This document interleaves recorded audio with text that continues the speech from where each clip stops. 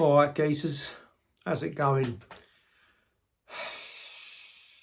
Yet another performance that leaves you with more questions than answers.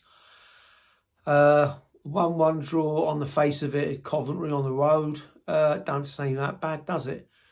But the way we played in the first half, we were absolutely appalling. For the first half an hour, we played as if we had never met each other before. We were disjointed. The defence especially were appalling. The gaps between each position. Nobody seemed to understand that they needed to fill in sometimes for others, apart from Justin Crammer, who again is man of the match and is way on the way to man of the season, or player of the season rather, at this rate.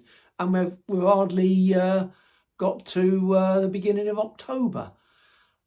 This really is awful at the moment from us. We look like a team who have been playing, or are playing rather, in March and have been trained so heavily and so wrong that all the stamina has just dropped out of us. We carried that over. And the goal which we conceded was frankly appalling. The space they had was alarming.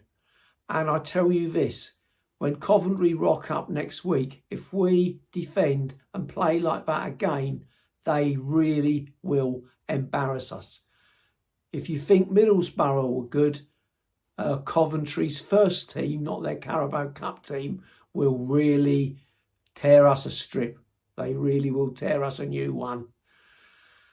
Sorry, back to the goal. It looked as if, to me, there was a foul, I will say that, but the referee was another one from the Clowns League who clearly want to have a big say in our season, and that is so wrong. Referees should not determine where you finish in the season. But this one obviously wanted to again. He waved play on, but when the ball came in the middle, there was so much space in our 18-yard box. It was alarming. We had players just marking space, ball watching. Two of their forwards could have done what they liked. And the geezer who scored, he could have trapped that, turned and wellied it in the corner. He had so much time and space. We could have sent him an invite. I do not understand it.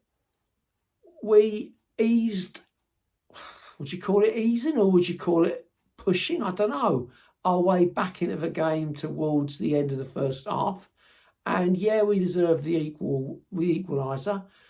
And ironically, I was then going to make a reference to Peter Crouch, so I might as well carry on with it. He always used to say when he was at Liverpool, he would never touch weights 2 or 3 days before a game because it left him feeling leggy, his words, and tired and fatigued. Now, is this what's happening at ours, at Claremont? Because our players, clearly something is making them fatigued.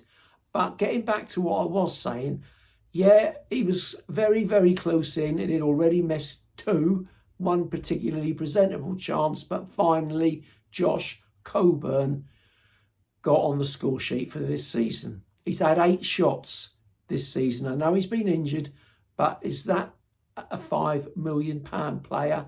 8 shots since the start of August. Let's just hope that Ivanovic's injury clears up quickly and Alex Neil can find somewhere to play him where he can be effective. All right, I know, had he not have scored the goal, arguably we might not have got the point. But again, we've got another striker who isn't firing on any cylinders, much less all of them. Macaulay Langstaff. I'm so sorry for that lad. I've been in his corner all the while since he came. Can't pin that one on Alex Neil. He didn't buy him. But whatever he's doing psychologically to get that lad playing, it ain't working, because that chance towards the end, at that level, you have to score. You really do. Swansea were no great shakes. Coventry will be. I don't mean that unkindly to Swansea. They gave us a run for our money, and we looked as if we were playing a team who were at least 2 wins and about 5 places better than us. And talking of places, yeah, we're going to sit in about 6th or 7th for about 2 or 3 hours until the rest of the results come in. And then we're going to drop back down to mid-table. And I really am beginning to think that that is where we kind of belong. It does seem that way to me. Justin Cranmer, as I say, is getting all the plaudits and he deserves them. And it's hard to think of anyone else who you could look at and say, yeah, he played out of his skin and he deserves it. Because this early, as I said earlier in the video, for a defender to be picking up the plaudits, although it would be fair, he's picked up where Tanganga left off and is doing better. It's just too soon for a defender to be doing that. You should be looking at your strikers and your flair players first. But no. So I'm honestly clueless as to what is going on there, and I would love to know what they are doing in the training sessions. I'm going to go up and seriously, I'm going up if I can get a spare day, and I'm going to watch some of them and see what they actually do, because I would love to find out. At the end of it all, 3 wins, 2 draws, 2 defeats. It's not the end of the world, but it's just coming into October.